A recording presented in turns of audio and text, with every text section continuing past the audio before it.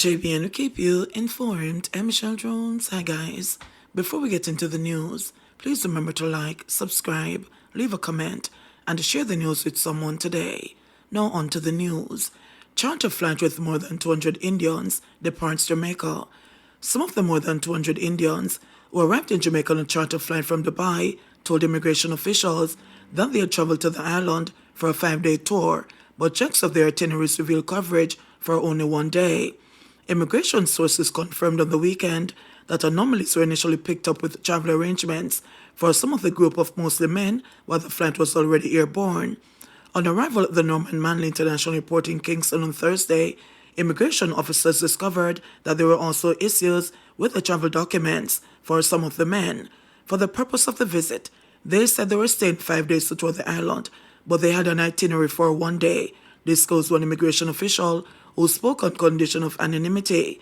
The group was subsequently refused entry, but allowed to remain in the island at the Rock Hotel in downtown Kingston for a few days on humanitarian grounds, while arrangements for repatriation were being finalized.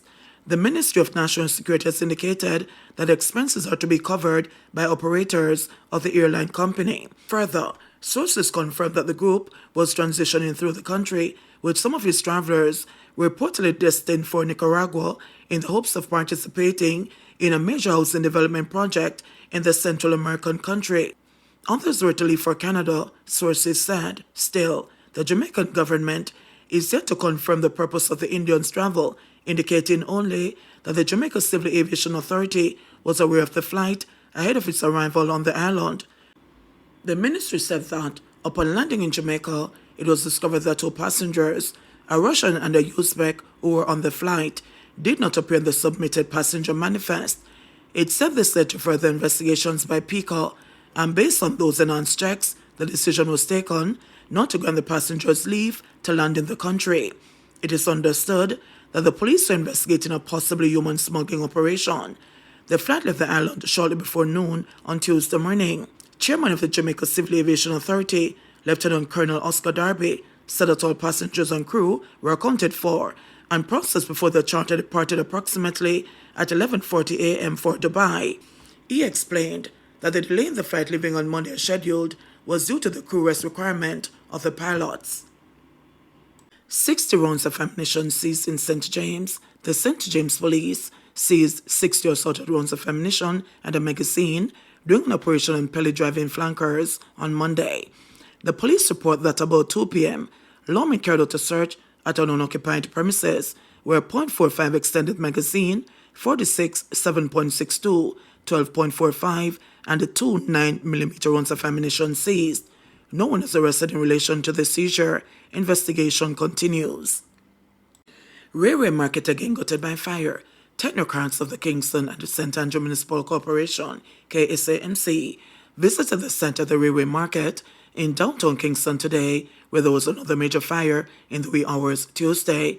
There was extensive damage following the inferno, which reportedly started shortly after 1 a.m. It is understood that all the stores and their contents were destroyed, affecting the livelihood of vendors.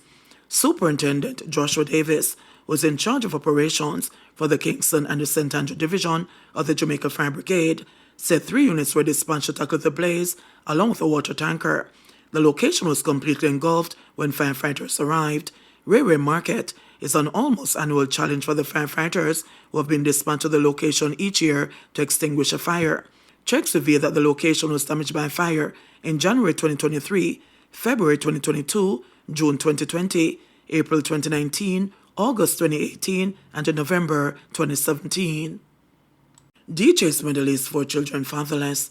4 children have been left without a father following the murder of disc jockey, 31-year-old Davian Anderson, otherwise called DJ Depo, at a bar in Royal Flat, Manchester on Sunday night. Anderson, with a 5th child on the way, was shot dead, and a 36-year-old woman wounded when gunmen attacked patrons at a bar in the community. A police report said about 7:54 p.m., Anderson and the female patron were enjoying themselves at the bar when the facility was shut up by gunmen.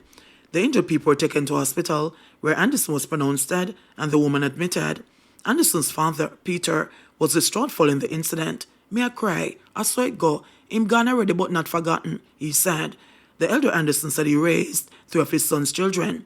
He has 3 kids here, and the mother come for them past Sunday. So I said I wasn't going to bother with any rice and peas. So I just fried 2 pieces of bread fruit and then I lay down.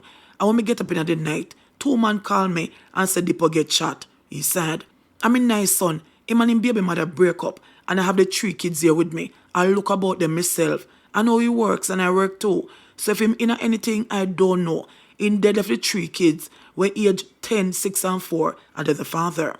Opposition spokesperson on national security and former Manchester Central Member of Parliament Peter Bunting said he knew Anderson well.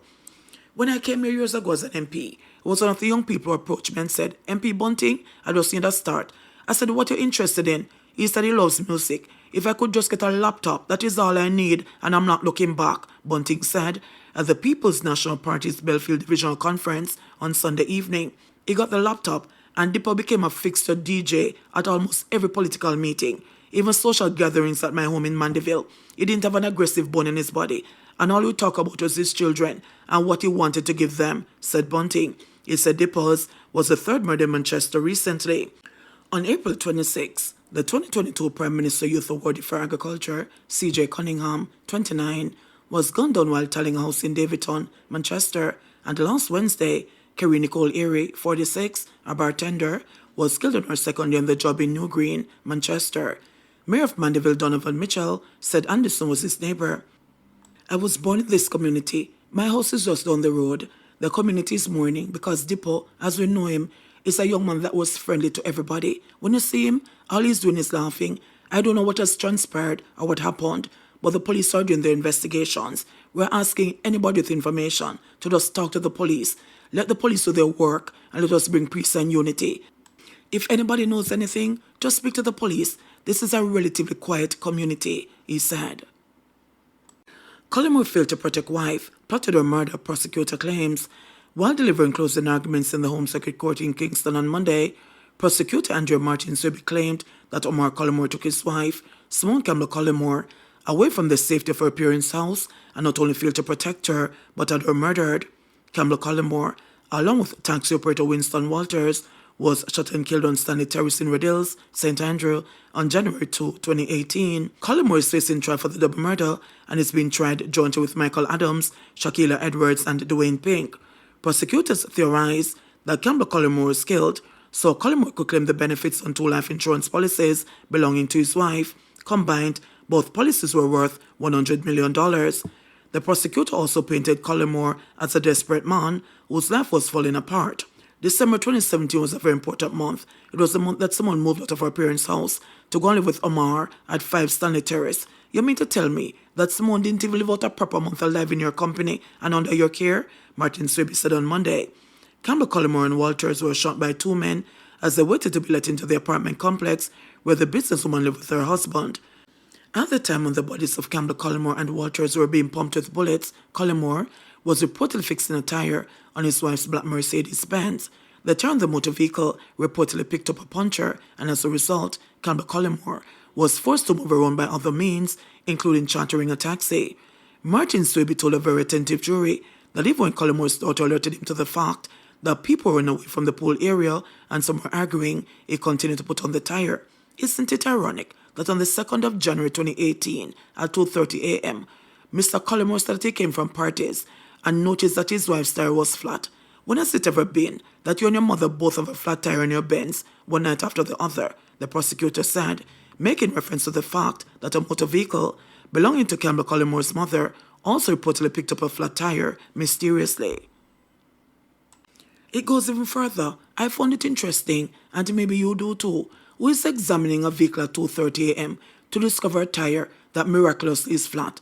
Ladies and members of the jury, 13 hours later, at the same time that his wife was being shot at the gate, he's fixing this tire.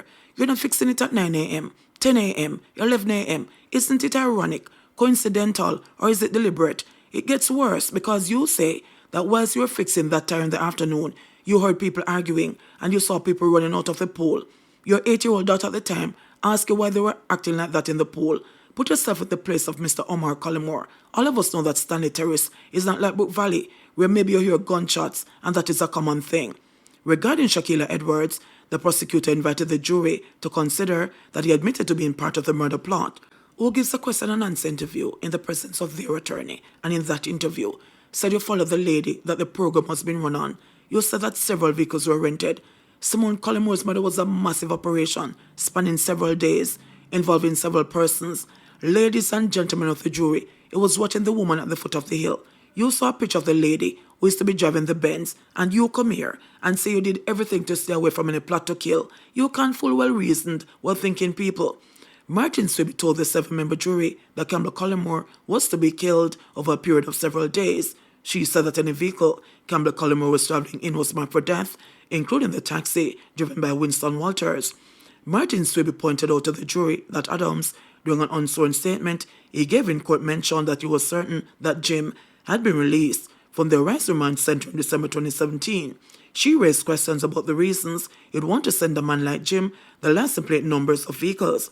Michael Adams gave an unsworn statement and I couldn't ask him anything from where he was. He said, I know as a fact that Jim came from Arise on the 31st of December 2017, and he said it with confidence. In fact, I almost thought it was him who went to pick him up from Horizon.